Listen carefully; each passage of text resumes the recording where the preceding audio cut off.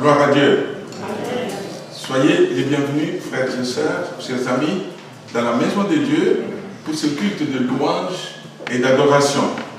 Mais quelle joie, mes frères et sœurs, de réaliser que nous sommes là, mais que Dieu est aussi là.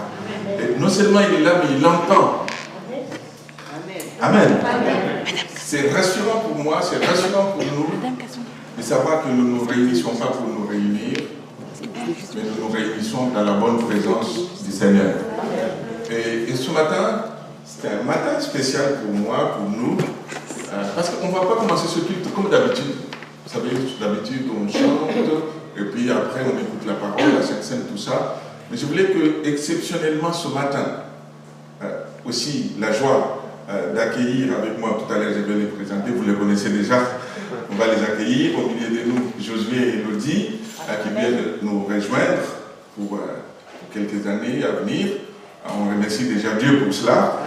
Mais on va commencer ce culte avec un chant qui a été chanté par nos jeunes de la Normandie, notre jeunesse. Il y a même un de nos jeunes de Maroc qui est dessus. Alors je voulais qu'on commence ce culte avec ce chant. Merci de bien regarder et de chanter avec notre jeunesse. Voilà, que Dieu vous bénisse. Et puis après, on va commencer la partie de chant. Et puis ce matin, comme je disais, c'est aussi spécial parce que c'est Félistas, Katiana et Mariam qui nous apporteront quelques chants. Nos musiciens, nos chantres habituels sont dans l'avion là, vers l'Espagne en vacances. Ils m'ont envoyé le message. On est dans l'avion, on vous envoie le message dès qu'on arrive. Voilà, donc voilà, c'est vraiment spécial et nous voulons bénir Dieu pour toutes les occasions qu'il nous donne. Dans la Bible, on va lire dans 1 Timothée au chapitre 4. 1 Timothée chapitre 4. À partir du verset 9, 1 Timothée chapitre 4, verset 9, je ne vous cache pas que j'avais deux pensées, même jusqu'à hier soir, il y avait deux pensées fortes sur mon cœur qui étaient préparées, qui étaient prêtes. La première pensée, c'était sur le discernement spirituel pour distinguer le vrai du faux. Et puis, cette deuxième pensée est devenue très très forte sur mon cœur. C'est pour ça que je voudrais vous la partager ce matin. 1 Timothée chapitre 4, à partir du verset 9, il est dit ceci, l'apôtre écrit à Timothée, « C'est là une parole certaine et entièrement digne d'être reçue. Nous travaillons en effet et nous combattons parce que nous mettons notre espérance dans le Dieu vivant, qui est le sauveur de tous les hommes, principalement des croyants. Déclare ces choses et enseigne-les, que personne ne méprise ta jeunesse, mais sois un modèle pour les fidèles, en parole, en conduite, en charité, en foi, en pureté. Jusqu'à ce que je vienne, applique-toi à la lecture, à l'exhortation, à l'enseignement. Ne néglige pas le don qui est en toi et qui t'a été donné par prophétie avec l'imposition de main de l'Assemblée des Anciens. Occupe-toi de ces choses. Donne-toi tout entier à elle, afin que tes progrès soient évidents pour tous. Veille sur toi-même et sur ton enseignement. Persévère dans ces choses, car en agissant ainsi, tu te sauveras toi-même et tu sauveras ceux qui t'écoutent. Amen. Amen. Vous savez que, mes frères et sœurs, la première épître de Paul à Timothée, la deuxième épître de Paul à Timothée, et ainsi que l'épître des Tite, on les appelle dans la Bible les épîtres pastorales. Parce que les textes qui sont écrits, les enseignements qui sont donnés, s'adressent particulièrement aux pasteurs. Mais au-delà du fait que ça s'adresse aux pasteurs, moi je crois que la parole de Dieu s'adresse aussi à toute l'Église. Dans le texte que nous venons de suivre ensemble, si vous enlevez juste le mot enseignement, vous mettez le mot témoignage, vous allez voir que ça s'applique exactement à toute l'Église. C'est vrai que les enseignants, nous enseignons, mais toute l'Église peut aussi témoigner. Vous êtes d'accord avec moi? Donc c'est un texte qui s'adresse à toute l'Église. Nous voulons vraiment nous réjouir pour le privilège qui est nôtre d'être des enfants de Dieu. Vous savez que c'est un privilège, mes frères et sœurs. il y a pas mal de personnes qui ont écouté la parole. Peut-être qu'ils ont écouté la parole le même jour que nous. Ils étaient assis juste à côté de nous. Mais à eux, ils n'ont pas eu la grâce d'être touchés dans leur cœur et de donner leur vie au Seigneur et de marcher avec notre Dieu comme nous. Donc nous sommes un peuple privilégié. Mais si nous sommes un peuple privilégié, nous avons aussi de responsabilités. Parce que nous avons des privilèges, mais de l'autre côté, nous avons de responsabilités. J'ai intitulé cette méditation « Bien commencer, mais aussi bien finir ». Bien commencer, mais aussi bien finir. Nous pouvons tous bien commencer. Mais le plus important, c'est de bien finir. Il y a eu des hommes et des femmes qui ont bien commencé, mais qui ont mal fini l'histoire de leur vie. Mais il y en a aussi qui ont mal commencé, merci Seigneur, mais qui ont bien fini leur histoire. Mais malheureusement, il y en a qui ont mal commencé, mais qui ont mal fini aussi. Mais la volonté de Dieu, à travers ce que je voudrais partager avec vous ce matin, c'est que quelle que soit la manière dont vous avez commencé votre vie, le Seigneur voudrait que vous puissiez bien finir. Peut-être que vous avez commencé avec des tempêtes, vous avez commencé avec des difficultés. Peut-être qu'au moment où je suis en train de vous parler, vous êtes découragé, peut-être que vous avez même dit, peut-être que c'est la dernière fois que je viens à l'église. Parce que depuis que je viens, je ne vois pas ma vie changer, je ne vois rien changer dans ma vie. Je voudrais vous dire, amis, je voudrais vous dire, ma soeur, mon frère, que la volonté de Dieu, c'est que tu persévères, tu ailles jusqu'au bout et que tu finisses ta vie avec lui. Je vous ai dit dans le texte de la scène que notre cité à nous, il est dans les cieux. Mais pour que notre cité, vous puissiez entrer dans cette cité qui est dans les cieux, c'est lorsque vous allez finir votre vie avec le Seigneur. Dieu est fidèle, je le disais vendredi. Mais nous sommes des êtres infidèles. Merci Seigneur. Parce que lorsque, dans notre infidélité, nous nous éloignons, lorsque nous revenons à lui, nous trouvons le Dieu fidèle qui nous aime avec le même amour. J'ai toujours remercié Dieu parce que c'est un Dieu qui nous donne toujours une chance. Bien commencer notre vie, mais bien la finir, c'est capital. Vous vous rappelez que dans le livre d'Ecclésiaste, au chapitre 7, verset 8, le verset nous dit que mieux vaut la fin d'une chose que son commencement. Donc la manière dont nous allons terminer notre vie est très importante que la manière dont nous l'avions commencé. Je voudrais regarder avec vous quelques exemples dans la parole de Dieu, des hommes de Dieu, des véritables hommes de Dieu qui ont bien commencé, mais malheureusement qui ont mal fini. Et puis dans le deuxième temps, nous regardons aussi quelques exemples des hommes et des femmes de Dieu qui peut-être avaient mal commencé, mais ils ont bien fini. Et puis pour conclure, nous regarderons ensemble comment faire pour bien finir notre vie avec le Seigneur. Le premier exemple que j'ai pris dans la parole de Dieu, c'est l'exemple d'Élie, le juge en Israël. Pas Élie le prophète, mais Élie le juge. Si vous lisez avec moi dans 1 Samuel au chapitre 1, je vais tout simplement le résumer parce que le temps est très très avancé. 1 Samuel chapitre 1er, si vous lisez à partir du verset 10, le contexte c'est quand Anne, qui est stérile, qui n'a pas d'enfant, qui prie. Là, ils sont à Silo avec son mari, avec sa rivale.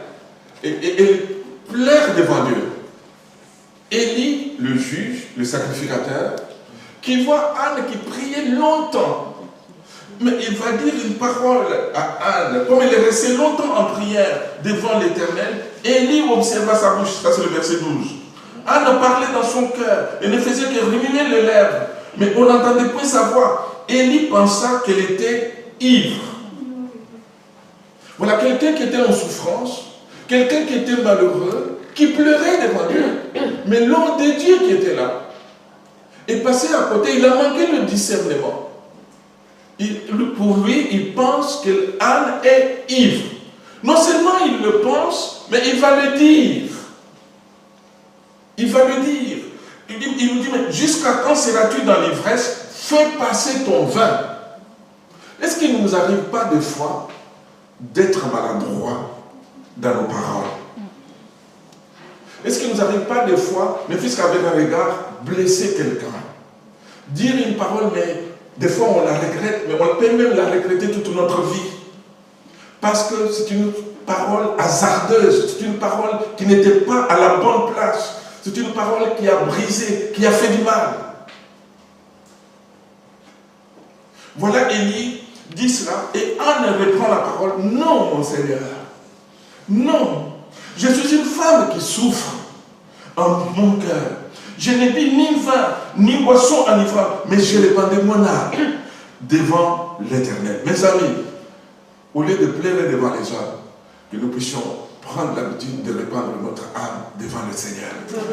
Il est un ami fidèle. Lorsque nous répandons notre âme, lorsque nous crions à lui, la Bible nous dit que lorsqu'un malheureux crie, l'Éternel entend. Et il les sauve de toutes ses détresses. Amen. Voilà, Élie va se ressaisir, Élie va lui dire, va en paix, que le Dieu d'Israël exauce la prière que tu lui as adressée. Merci Seigneur. Anne a pris cette parole pour la parole de Dieu. Elle a été encouragée, elle est partie chez elle. La Bible nous dit que la même année, Anne est tombée enceinte, elle a eu un fils à qui elle a donné le nom de Samuel. Samuel va grandir. Maintenant, 1 Samuel au chapitre 3. Le jeune Samuel était là, au service de l'Éternel devant Élie. La parole de l'Éternel, la Bible nous dit, était rare en ce temps-là. Et les visions n'étaient pas fréquentes en ce moment-là. La parole était rare. Je crois que ce qui nourrit l'Église, ce qui fortifie nos cœurs, c'est la parole de Dieu. La parole de Dieu que nous-mêmes nous méditons chez nous à la maison, mais la parole de Dieu que l'enseignement que nous donnons à l'Église. Alors il ne faut pas que la parole de Dieu devienne rare, mes frères et sœurs. Il faut que la parole de Dieu soit fréquente au milieu de nous. Parce que s'il n'y a plus de parole de Dieu, s'il n'y a plus de vision, parce que même les visions n'étaient pas là, s'il n'y a plus de vision, ben, nous allons continuer les rites. Nous aurons des cérémonies, mais la bonne présence de Dieu n'aura plus lieu. Moi, j'ai besoin de la présence de Dieu dans ma vie. J'ai besoin de la présence de Dieu au milieu de nous, mes frères et sœurs. Nous avons besoin. Parce que c'est la présence de Dieu qui change des choses. Vous vous imaginez celui qui peut guérir au milieu de nous lorsqu'il y a des malades? Ce n'est pas nous, c'est le Seigneur. Même lorsque nous prions, nous imposons les mains, le frère Papaïs est là, le frère Josué est là, nos mains sont comme vos mains. Mais c'est lorsqu'il y a la présence de Dieu derrière, qu'en imposant les mains, les malades sont guéris. C'est lui qui guérit, c'est le Seigneur. Des fois, on a même attaqué les serviteurs de Dieu en disant qu'ils n'ont pas de puissance. Ils n'ont pas de... Non, c'est lui qui guérit. Ce n'est pas l'homme de Dieu. C'est lui qui guérit. C'est le Seigneur. C'est le Seigneur. Et voilà, mes amis. La lampe de Dieu était éteinte. Élie commençait à avoir des yeux troubles. Les conducteurs spirituels n'avaient plus de vision, n'avaient plus de direction. Oh, combien nous avons besoin, mes amis, que Dieu nous donne sa direction à lui, sa vision à lui, et qu'on reste dans sa vision, la vision du Seigneur. Non pas dans ce que nous pensons, mais dans ce que lui veut que son nom soit béni. Vous lirez la suite à la maison, vous verrez comment cet homme de Dieu, parce qu'il n'avait pas de vision, il a toléré des choses qu'il ne fallait pas tolérer, tout simplement parce que c'était ses enfants. Le Seigneur lui a dit, mais regarde tes enfants, ils sont pervers. Ils couchent avec les femmes qui viennent au temple. Ils prennent les offrandes. Mais de toutes ces choses, Élie reprend, mais d'une manière molle, ses enfants. Vous savez, quand on baisse le niveau spirituel, eh bien, tout va aller en déclin. Nous avons besoin de garder la barre haute. Amen. Si nous voulons que Dieu soit avec nous, vous vous rappelez pour ceux qui étaient là avec moi vendredi, Dieu est avec nous lorsque nous sommes avec lui. Si nous les recherchons de tout notre cœur, nous allons les trouver. Mais si nous l'abandonnons, le texte nous dit, il nous abandonnera aussi. Nous l'avons vu vendredi. Il nous abandonnera aussi. Mais notre Dieu est un Dieu de grâce qui ne veut pas nous abandonner. Le Seigneur veut qu'on change. Le Seigneur veut qu'on le cherche. Le Seigneur veut qu'on soit avec lui. Amen. Et pour que lui aussi marche avec nous, que son nom soit béni. Alors le peuple a été attaqué par les Philistins. Et ils ont subi un grand échec, une grande défaite. Et puis ils sont allés chercher l'arche de l'Alliance. Ils ont amené l'arche, malgré l'arche qu'ils ont amenée, ça n'a pas marché. L'arche a été amenée d'ailleurs par les Philistins. Et puis, quand Élie a appris cette nouvelle, la Bible nous dit qu'il est tombé de son siège, il est mort. Il est mort dans la négligence, il est mort, je ne dirais pas séparé de Dieu, mais il est mort d'une manière triste. Amen. Il faut que le jour où on célèbre l'inhumation d'un chrétien et d'une chrétienne, que ce soit le jour où on parle avec force. Vous savez, nous les prédicateurs, des fois quand on fait l'inhumation ici, avant je prépare la méditation là, je me dis, qu'est-ce que je vais dire concernant la personne? Ah mon Dieu, c'est pas toujours facile. C'est pas toujours facile. Dernièrement, il y a un pasteur qui m'appelle dans le sud de la France, il y a une chrétienne qu'on a connue à l'Aigle qui est décédée, me dit, pasteur, qu'est-ce que tu me dis? Toi, moi je ne la connaissais pas, elle vient d'arriver, mais toi tu as vécu avec elle pendant ce temps, qu'est-ce que tu dis? Je dis, voilà, je vais te dire, franche, c'était une femme de caractère. C'était une femme qui ne laissait passer jamais quelque chose. Quand tu voyais qu'il y avait une injustice, qu'il y avait quelque chose, je peux te dire, pasteur, parce que moi-même, elle m'a aidé plusieurs fois. Il y avait certaines situations, je ne savais pas comment aller reprendre quelqu'un, mais je l'ai vu, elle s'avancer, elle est toi, pourquoi tu t'habilles comme ça? Pourquoi tu es comme ça? Tu penses qu'en étant comme ça, tu vas trouver un mari? Et il y avait cette liberté-là.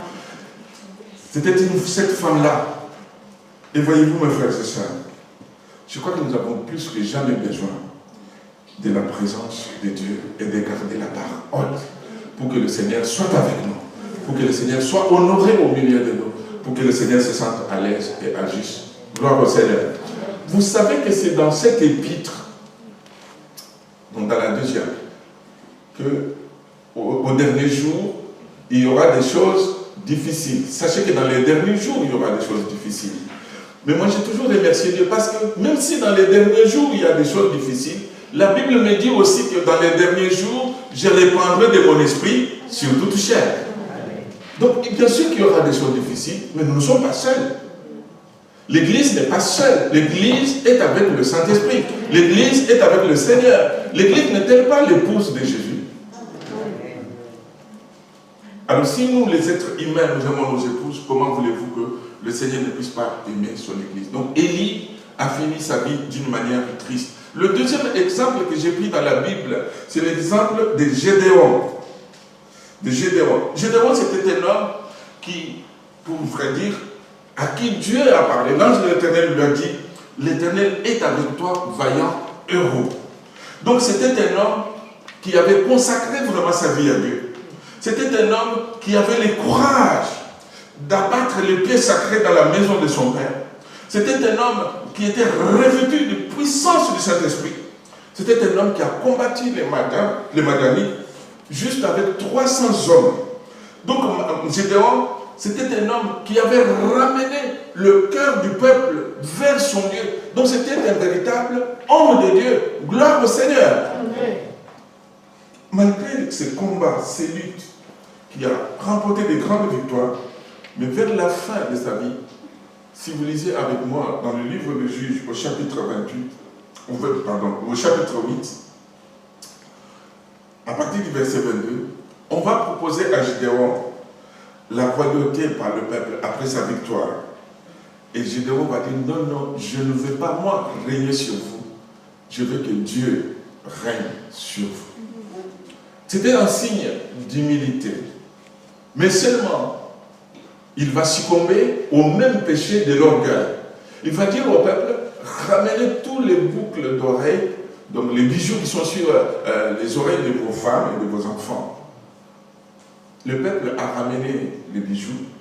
Il a mis les bijoux pour former un éphod, un tissu, quelque chose que lui devait porter. Et pourtant que lui, en tant que roi, il n'avait pas droit. Il a voulu faire des choses qui le dépassaient, tout simplement par orgueil. Par orgueil. Si vous lisez la suite, mes frères et sœurs, Gédéon, malheureusement, a fini très mal sa vie. Un homme de Dieu, rempli du Saint-Esprit, mais malheureusement, qui a très mal fini sa vie. Que Dieu nous garde. Que c'est lui qui pense être debout, c'est ferme, pour ne pas succomber à leur règne. Comme souvent je l'ai répété, que si même chez vous à la maison seul, vous sentez en priant ou seul, vous sentez qu'il y a l'épaule qui veut monter pour toucher l'oreille, dis à l'épaule, redescends à ta place. Ta place est là-bas, ce n'est pas aux oreilles. Parce que dès que les épaules commencent à venir comme ça, c'est qu'on est mal. On est mal. Que Dieu nous garde. Puis, le troisième exemple que j'ai pris dans la Bible, c'est dans le deuxième livre des Chroniques, chapitre 14. On a vu cet exemple vendredi. C'est le roi Asa. Le roi Asa, pour ceux qui étaient avec nous vendredi, c'est un roi qui a vraiment cherché Dieu avec son peuple, qui a été béni par Dieu. Il a bâti son peuple, il a bâti la ville, il a construit des choses formidables avec son peuple. Et puis, il a été attaqué par les Syriens. Voilà que, et quand ils l'ont attaqué, il est allé dans la maison de Dieu. Il a prié, il a demandé la grâce de Dieu. Dieu a combattu pour lui avec son peuple et ce roi, Asa, a remporté la victoire. Il a remercié Dieu et puis Dieu lui a parlé par le Saint-Esprit qu'il faut chercher Dieu de tout ton cœur, il faut rester ferme. Effectivement, il est resté ferme. Mais vers la fin de sa vie, malheureusement, dans des Chroniques au chapitre 16, là, il est attaqué par Israël du Nord. Qu'est-ce que Asa va faire? Au lieu d'aller chercher Dieu comme les autres fois, non, il va sortir l'or et l'argent qui étaient le trésor de la maison de l'Éternel pour faire une alliance avec Ben-Hadad, le roi de Syrie. Son adversaire d'hier est devenu son ami d'aujourd'hui.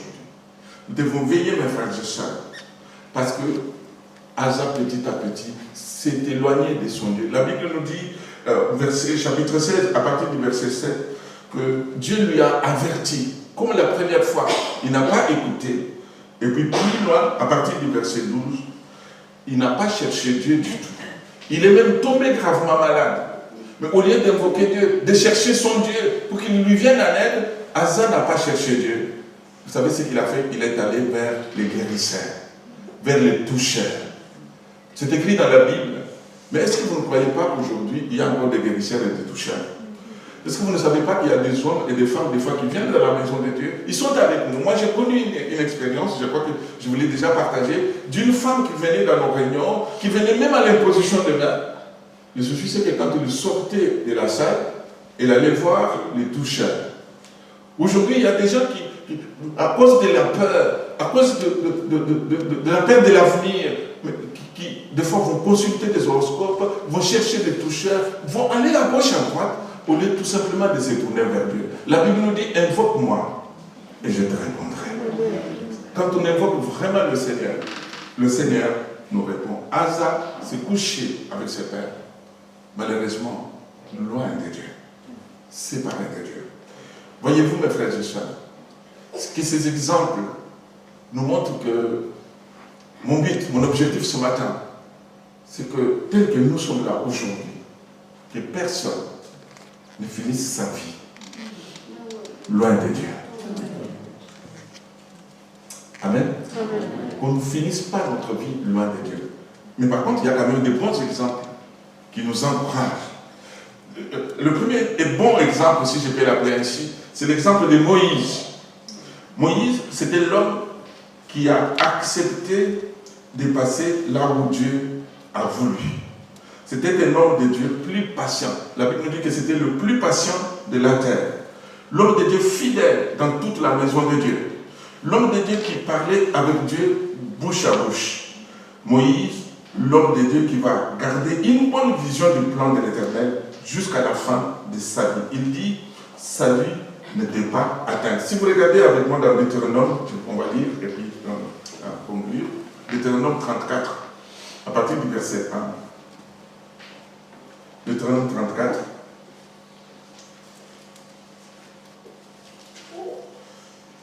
Deutéronome 34, à partir du verset 1. Il dit, Moïse monta des plaines de Moab sur le mont Nebo, au sommet du Pisgah, vis-à-vis de Jéricho, et l'Éternel lui fit voir tout le pays. Galade jusqu'à Dan, tout Nephtali, le pays d'Éphraïm et de Manassé, tout le pays de Juda jusqu'à la mer occidentale. Le midi, les environs du Jourdain, la vallée de Jéricho, la ville de Palmées jusqu'à Soar. L'Éternel lui dit, c'est là le pays que je jurais de donner à Abraham, à Isaac et à Jacob, en disant, je le donnerai à ta postérité. Je te l'ai fait voir de tes yeux, mais tu n'y entreras point. Moïse, serviteur de l'Éternel, mourut là, dans le pays de Moab, selon l'ordre de l'Éternel. Et l'Éternel l'enterra dans la vallée, au pays de Moab, vis-à-vis de Beth-péor. Personne n'a connu son sépulcre jusqu'à ces jours. Moïse était âgé de 120 ans lorsqu'il mourut. Sa vie n'était point affaiblie et sa vigueur n'était point passée. Amen. Amen. Donc, voyez-vous, 120 ans, mes frères, 120 ans à marcher avec Dieu. C'est beau, non? Il a commencé avec Dieu, il a marché avec Dieu et il a fini avec Dieu. J'aime bien quand je dis que c'est Dieu qui l'a enterré. C'est Dieu qui a enterré Moïse. Jusqu'ici, personne ne sait, les scientifiques, les religieux, personne ne sait où se trouve le tombeau de Moïse. Mais parce que c'est Dieu lui-même qui l'a enterré. Est-ce que ça ne vous dit pas qu'un jour, on dise, c'est Dieu lui-même qui est venu le chercher? Amen. Amen. C'est Dieu lui-même qui est venu le chercher. Et voyez-vous, mes frères et sœurs, c'est vraiment extraordinaire pour l'homme comme Moïse. Il a mouru avec une vision parfaite de l'œuvre de Dieu. Donc il est resté fidèle au Seigneur. Moïse a connu de hauts et de bas, comme nous pouvons en connaître aussi. La vie, je vous ai souvent dit, la vie n'est pas facile. Si quelqu'un vous dit, la vie est facile, je voudrais qu'il vienne me donner sa formule. La vie n'est pas facile, mes amis. Allez. Qui d'entre nous peut me dire, moi, la vie a toujours été facile jusqu'aujourd'hui? Alors, si elle a toujours été facile, je ne voudrais pas prophétiser le malheur. Mais sachez que pas dans très longtemps, vous viendrez me voir. La vie n'est pas facile. Moïse l'a connu. Nous aussi, nous connaissons. Mais marcher avec Dieu, rester fidèle, jusqu'au bout, bien commencer, bien finir, c'est un choix. C'est un choix, mes amis. Dis, mais Seigneur, certes il y a des difficultés, certes il y a des soucis, mais je fais le choix de te rester fidèle jusqu'au bout, que ton nom soit béni. Rester fidèle. Et puis le deuxième exemple, j'ai pris l'exemple d'Élisée. Vous notez, vous lirez à la maison, c'est dans 2 Rois chapitre 13, à partir du 14 jusqu'au verset 21. Donc Élisée est mouru de la maladie. Donc la maladie peut attraper les enfants de Dieu. La maladie peut toucher les chrétiens. J'ai entendu un homme qui me disait, un chrétien ne peut pas tomber malade. Je dis, bon, c'est pas biblique ça. Élisée mourut de la maladie dont il souffrit. Alors je lui dis, mais toi tu es plus grand que Élisée alors? Il dit, non, mais Élisée était plus âgé. Oui. Donc un chrétien peut tomber malade. Mais Élisée, cet homme, tombé malade, il est mort, on l'a enterré. Puis quelques temps plus tard, il y avait l'armée des Moabites qui entrait en Israël. Et là, on enterrait quelqu'un. Comme l'armée arrivait, on a vu l'armée des Moabites, je crois. Oui. Alors, on a jeté le corps de cet homme qui était mort, d'une manière précipitée dans la tombe d'Élisée. Et le corps de ces morts est allé toucher les os d'Élisée. Alléluia. La Bible dit que dès que son corps a touché les os d'Élisée, cet homme a recouvert la vie. La vie, pardon. Donc il a retrouvé la vie. Voyez-vous, même mort, Élisée était capable de communiquer encore la vie. Alors, quel est notre témoignage lorsque nous quitterons la terre? Qu'est-ce que notre famille va dire? Qu'est-ce que ceux qui nous entourent vont dire? Nous ne serons plus là. Mais qu'est-ce qu'ils vont dire? Est-ce qu'ils vont dire, waouh, c'était un homme de chéchi, c'était un homme de témoignage, c'était un bon homme? Ou bien ils vont dire, waouh, il est parti. Enfin. Je me rappellerai toujours dans une famille où on vient dire à la jeune fille, ça, c'est des choses que j'ai vues. On ne me l'a pas raconté. On vient dire à la fille, de la famille, ton papa vient de mourir. Tu dis, ah, mais pourquoi c'est lui? Pourquoi pas ce n'est pas elle? Elle, là, c'était sa mère. C'était sa mère. Bien finir notre vie, c'est laisser un bon témoignage. Je ne dis pas qu'il faut être hypocrite, il faut faire... Non, nous devons être vrais. Amen. Mais savoir quand même que des fois, mon caractère, je vais le mettre dans la poche parce que je ne veux pas faire du mal autour de moi. Je veux qu'un jour, mes enfants soient touchés. Je veux qu'un jour, mon mari, mon épouse soient touchés. Je veux qu'un jour, ceux qui vivent avec moi soient touchés. Même si un jour, je ne suis plus là. Mais ma manière de vivre puisse continuer. Vous savez qu'il y a des frères et sœurs, des fois, quand tu le partes avec le Seigneur, tu dis, oh Seigneur, pourquoi lui, Seigneur? Est-ce qu'il ne fallait pas lui laisser un peu de temps avec nous? Allez. Bon, je ne vais pas dire ce que je voulais dire. Donc, voyez-vous, Élisée avait bien commencé avec le Seigneur et il a fini avec le Seigneur. La mémoire du juste est en bénédiction des années. N'oubliez jamais cela. Et puis l'apôtre Paul qui dira, mon dernier exemple, l'apôtre Paul dira, j'ai combattu le bon combat, j'ai achevé la course, j'ai gardé la foi. Donc il a gardé la foi. Il a gardé la foi pourquoi? Parce qu'il a combattu, il a lutté de haut en bas. L'apôtre Paul, quand vous lisez les épîtres, vous voyez qu'il a beaucoup souffert aussi. Mais à la fin, il a gardé la foi. Gloire au Seigneur. Alors si nous aussi, nous voulons bien terminer notre vie, regardez avec moi, je vais juste lire et puis on va prier pour terminer. Psaume 1, à partir du verset 1, le texte nous dit « Heureux l'homme qui ne marche pas selon les conseils des méchants, qui ne s'arrête pas sur la voie des pécheurs et qui ne s'assied pas en compagnie des moqueurs, mais qui trouve son plaisir dans la loi de l'Éternel et qui la médite jour et nuit. Il est comme un arbre planté près d'un courant d'eau qui donne son fruit à son saison et dont le feuillage ne se flétrit point. Tout ce qu'il fait lui réussit. Amen. Alors que nous soyons, mes amis, comme cet arbre, planté près d'un courant d'eau, que nos racines aillent en profondeur dans la parole de Dieu. Que nous puissions avoir l'intimité, la communion avec le Seigneur. Comme je vous ai dit dans mon introduction, que ce qui fait la puissance de l'Église, ce qui fait la force de l'Église, ce qui fait que l'Église marche, continue, c'est la présence du Seigneur. Si le Seigneur n'est plus là, nous allons tourner en rond, nous allons perdre du temps, nous allons nous épuiser. Mais merci Seigneur, le Seigneur aime son Église. Il est présent dans son Église. Est-ce que nous voulons saisir, mes amis? Bien commencer, c'est très bien, mais bien finir, c'est plus important. Alors que personne ne finisse sa vie comme Élisée, comme Élie, le sacrificateur. Que personne, mes amis, ne finisse sa vie comme Gédéon, mais que nous puissions terminer notre vie comme l'apôtre Paul. Combattre, bien sûr, mais terminer en gardant la foi. Que le Seigneur nous bénisse. Seigneur, nous te bénissons pour ta parole. Nous te rendons grâce parce que tu es un Dieu fidèle, tu es un Dieu bon. À ton nom seul, nous voulons donner gloire, mon Père, pour ce moment béni que tu nous as donné de partager simplement, Seigneur, c'est tes pensées avec l'Église. Seigneur, tu bénis les uns et les autres, tu fais du bien à ton peuple, au nom de Jésus. Amen.